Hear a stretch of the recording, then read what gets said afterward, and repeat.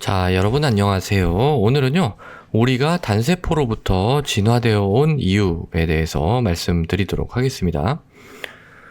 자, 우리 DNA가 이렇게 있다고 할게요. 우리 DNA가 이렇게 있으면은, 이 DNA가 전체가 다 RNA로 전사가 돼서 단백질이 돼서 이제 기능을 하는 그런 건 아닙니다. 이 중에서 단백질이 되는 그런 정보를 포함하고 있는 부분은 굉장히 일부분이에요. 그래서 굉장히 일부분, 이런 부분, 이 부분 이렇게 전체 흩뿌려져 있습니다. 단백질이 되는 부분은. 그래서 DNA 중에서 이제 기능을 하는 부분은 전체의 1.5에서 2%밖에 되지가 않는다고 해요. 자, 그렇다면 우리가 이제 돌연변이가 발생을 하잖아요. 이렇게 DNA 전체에 무작위로 아무데나 돌연변이가 발생을 할 텐데, 예를 들어서 이런데 만약에 돌연변이가 생겼다. 요런데가 단백질이 되지 않는 부분, 이런데 돌연변이가 생겼다고 하면 이게 뭐 큰 영향을 미칠까요? 돌연변이가 생겨도?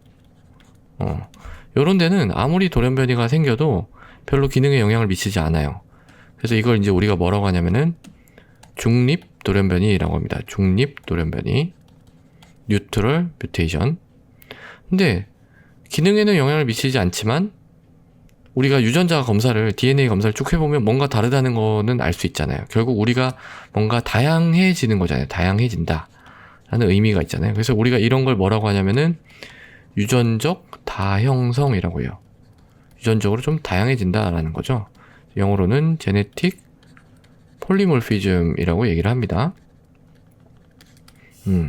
자, 그런데 만약에 돌연변이가 하필이면 이런데 일어나면 좋을 텐데 요런데 일어났어요. 요런데 딱 단백질만 요 부분, 이렇게 이제 요런데 돌연변이가 만약에 생겼다. 그러면 어떨까요? 그러면은 이 기능에 영향을 미치겠죠. 단백질 기능에. 근데 이게 돌연변이라는 게 딱 계획적으로 일어나는 게 아니에요. 아무데나 이렇게 막 일어나는 거잖아요. 그러다 보니까 이런데 이제 돌연변이가 일어나면 본래의 어떤 기능을 망가뜨릴 확률이 높다는 거예요. 망가뜨릴 확률이 높다. 그러니까 이렇게 망가진 애들은 그 진화 과정 중에서 잘 살아남을 수가 없었겠죠. 그러니까 그렇게 망가진 애들은 자연 선택으로 다 없어져 버렸습니다. 다 없어져요. 그래서 남아있지가 않습니다. 그렇다는 얘기는 이런 단백질들, 결국은 이제 전사가 얘네들은 이제 기능하는 부분이니까 RNA가 되고 단백질이 될 텐데, 이런 단백질들은 별로 변하지 않을 거라는 걸 유추해서 생각해 볼 수 있죠. 별로 변하지 않을 것이다 라고 이제 생각을 해볼 수가 있는 겁니다. 그래서 이런 아이디어로 한번 쭉 추적을 해서 들어가 보는 거예요. 출발은 인간입니다. 사람부터 시작해서 별로 변하지 않았을 거야. 그러면 누구랑 비교를 해볼까? 일단은 원숭이가 만만하죠. 그래서 원숭이의 이제 이렇게 DNA에서 이제 단백질 나온 거랑 우리랑 비교해봤더니 뭐 별 차이가 없어요. 그래서 그러면 생쥐하고 해볼까? 했더니 별 차이가 없어. 그래서 그 다음에는 뭐 이제 개구리도 해보고 붕어도 해보고 이런 식으로 계속 이제 내려가 보는 거예요. 그러다가 벌레도 한번 해보고, 벌레는 우리랑 좀 많이 다르잖아. 그래서 해파리도 해보고 했는데 다 비슷한 거예요. 그래서 네가 어디까지 비슷하나 보자 해가지고 쭉쭉쭉쭉쭉 내려가가지고 어디까지 해봤냐면은 단세포 생물까지 해본 거예요. 뭐 단세포 생물 뭐 제빵 효모 이런 거 있잖아. 제빵 효모. 설마 우리하고 효모하고 뭐 별로 연관관계 없잖아요. 그런데 놀랍게도 이 제빵 효모의 DNA에서 이제 이 단백질이 된 요 부분 있잖아요. 이런 부분이 우리가 이 만드는 요 단백질 요 부분, 이거랑 정확하게 대응할 수 있습니다. 정확히 대응할 수 있다. 그러니까 완전히 똑같지는 않죠. 세월이 많이 흘렀으니까. 근데 요게 이제 이쪽에서부터 이렇게 왔구나 하고 대응할 수가 있는 부분이 있다는 거예요. 정말 놀랍죠. 명백히 대응을 합니다.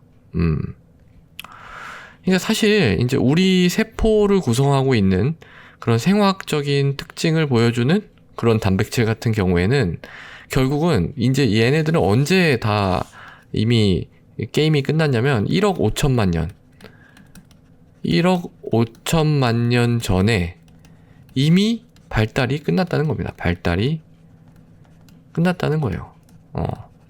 그러니까 이제 이 사실로 뭐를 우리가 이해할 수 있냐라고 하면은 우리가 이제 뭔가 신약을 개발하거나 뭔가 여러 실험을 할 때 실험 동물을 이용하잖아요. 실험 동물도 이용하고 세포 실험도 하고 그러면 이제 뭐 세포 실험이든 실험 동물이든 이렇게 실험을 해서 논문을 제출하잖아요. 그러면 이제 제일 많이 받는 기본적으로 이제 받는 어떤 그 비판이 뭐냐면 사람은 세포가 아니다라는 거예요.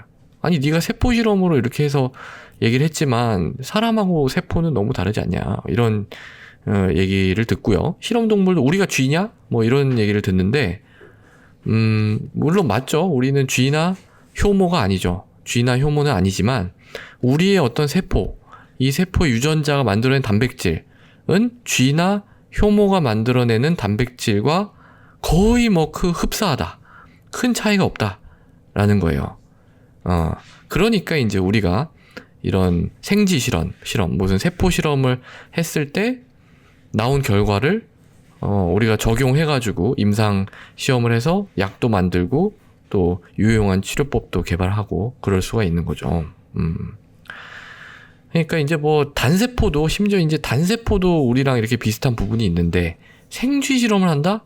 생쥐는 뭐 거의 뭐 우리랑 똑같다고 봐야 되는 겁니다. 이런 관점에서는 물론 뭐 이제 조금씩 다른 부분이 있으니까 거기에 맞춰서 이제 적응을 좀 변형을 시켜 나가야 되겠지만 기본적인 틀은 그러니까 막 맨 땅에서 막 이렇게 황무지에서 뭘 개발하려고 하는데 황무지에서 막 찾을 수는 없잖아요.